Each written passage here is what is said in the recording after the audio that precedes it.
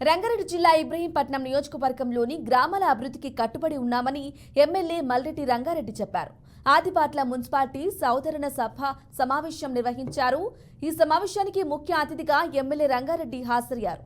CM Revanth Reddy ఇచ్చిన హామీలను త్వరలోనే నెరవేరుస్తామని తెలిపారు. పెండింగ్లో ఉన్న పెన్షన్ను త్వరలోనే అందజేస్తామని ఎమ్మెల్యే హామీ ఇచ్చారు.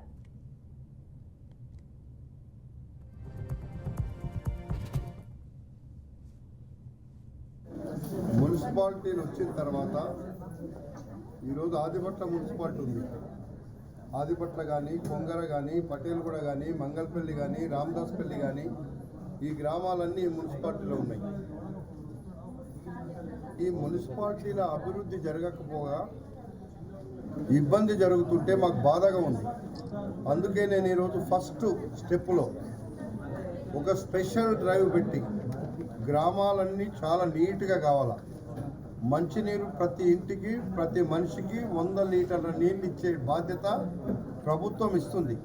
అది సక్రమంగా సప్లై చేయలేకపోవడం వల్ల వాళ్ళకి నీళ్ళు అందుతున్నాయి.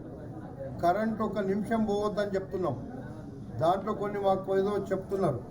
ఆ సాకులన్నీ నడవవు, కరెంటు పోకుండా చెయ్యమని చాలా గట్టిగా చెప్పినాం. వాళ్ళ నీళ్ళకే కాదు, ఇక్కడ ఉండే ఏఈ ఏడీ డిఈ కంటే నేను చైర్మన్తో కూడా మాట్లాడినా. ఇవన్నిటిని కూడా ఎప్పటికప్పుడు నేను ప్రతి మున్సిపాలిటీలో నాకు సాయంత్రానికి రిపోర్ట్ వస్తుంది.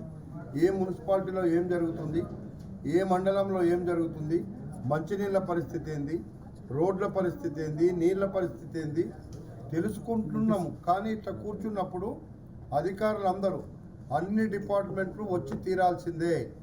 మేము ప్రభుత్వంలో మన ప్రభుత్వానికి మంచి పేరు రావాలి. ముఖ్యమంత్రి గారు కష్టపడి పనిచేస్తున్నారు, ఇక్కడ ఎమ్మెల్యేలు పనిచేస్తున్నారు, ఇక్కడ ప్రజాప్రతినిధులు పనిచేస్తున్నారు అంటే ప్రజల కోసం చేస్తున్నాం.